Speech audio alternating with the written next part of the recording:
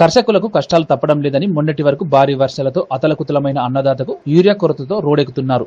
మెదక్ జిల్లా మాసేపేట మండల కేంద్రంలో 44వ జాతీయ రహదారిపై రైతులు రాస్తారోకో ధర్నా నిర్వహించారు. తాము ఖరీఫ్ సాగులో కష్టపడి వరి పంట సాగు చేసుకుంటున్నామని, పంటకు అవసరమయ్యే యూరియా లేకపోవడంతో ఇబ్బందులు ఎదుర్కొంటున్నామని ప్రభుత్వ తీరుపై మండిపడ్డారు.